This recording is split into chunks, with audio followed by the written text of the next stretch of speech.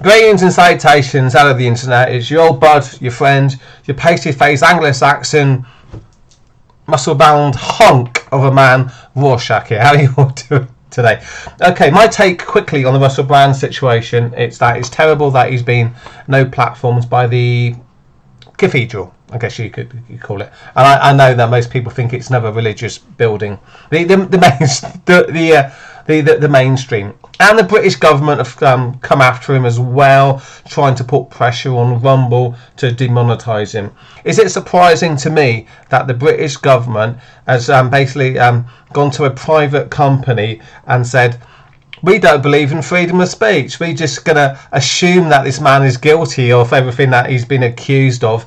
Please make sure that he's unable to make a living. No, I'm not surprised that the UK government would do that. The UK government hasn't been supporting the people of the United Kingdom for a long, long time now.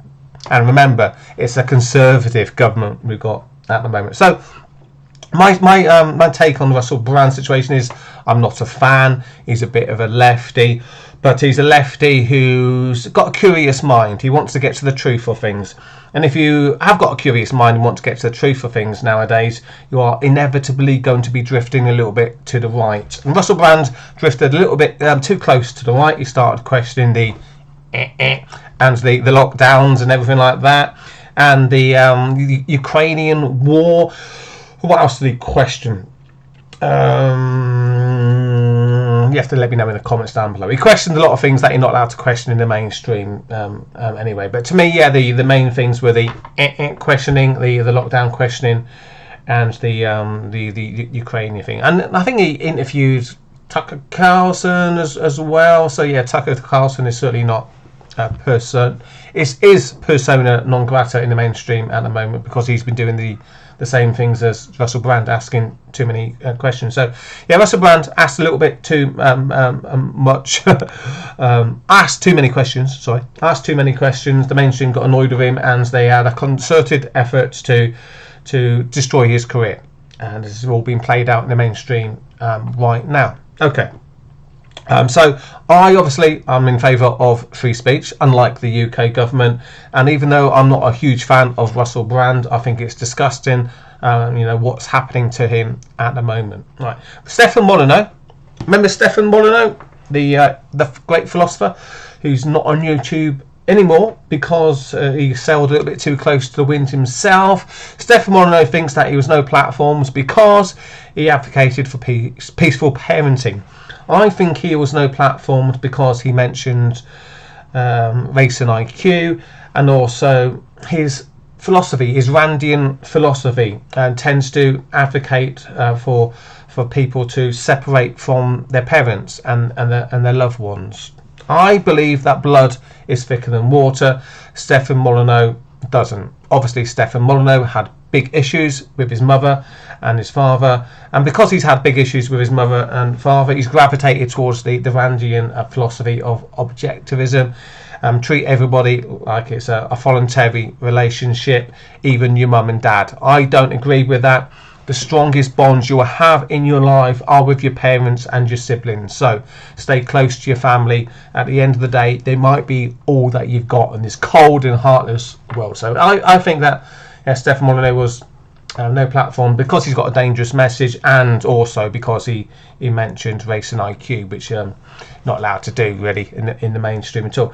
But it was interesting to me that nobody came to the defence of Stefan Molyneux, which shows a fundamental flaw in the Randian philosophy, which is of extreme individualism. So not a lot of loyal allies. You think he would have gained some loyal allies over the year, but nobody defended Stefan Molyneux, and I think that says a lot about him and his philosophy, which is a little bit too individualistic to have any practical worth in the world today.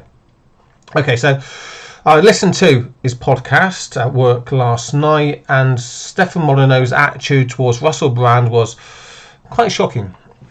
I don't want to mischaracterise, but this is what I took from Stefan Molyneux's view on the Russell Brand attempted lynching. Really, that's what it is, isn't it? His attitude was, Well, nobody came to my rescue when I was in my hour of need, so F this skeezy Jesus. That's what he called him, a skeezy Jesus, because skeezy Jesus has no morals, and he's definitely damaged the sexual market values of the ladies he slept with, particularly the 16-year-old. I mean, after all, who wouldn't want to have a relationship with a Russell Brand left over? I mean, it's embarrassing, right, isn't it? You've dated Russell Brand and he's no longer dating you. Oh, how terrible for those ladies. How they're ever going to get a date now? It didn't make sense to me. Would you, if you're a guy or a girl, go out with one of us Russell Brand's exes? Or would you have weird Stefan Molyneux attitude towards them and say, oh no, they're not good enough for me? I didn't get it. I didn't understand it. I would more than willingly go out with somebody who used to go out with Russell Brand. I don't think their sexual market value has been damaged that much, really, by hanging out with him for a few months. And I think that Stefan Molyneux was trying to justify his own bitter jealousy and resentment that people actually like Russell Brand are coming to his aid, because it means that people didn't actually like him, and that's why they didn't come to his aid, and that's why he's streaming to a couple of hundred people on Rumble at the moment, and people like Elon Musk are supporting Russell Brand. So to reiterate, I'm not a huge fan of Russell Brand, but I am a huge fan of freedom of speech. And what's happening to him at the moment is absolutely awful. Yeah, particularly what the UK government is doing, sticking their big authoritarian oar into the situation. So, yes, Stefan Molyneux. What can you say? He's a bitter, angry old philosopher who's going against the grain, even if the grain is supporting free speech. Even the free speech of someone is kind of, he does this with his hands all the time, doesn't he? Kind of annoying as Russell Brand. So yeah, I wasn't too impressed with what Stefan Molyneux had to say about Russell Brand, but. Stefan Molyneux, does anybody even care what he says anymore? If you do, please let us know what you think about Stefan Molyneux's weird take on the situation in the comments down below. Okay, that's it for me for the time being. Thanks for checking out the vid.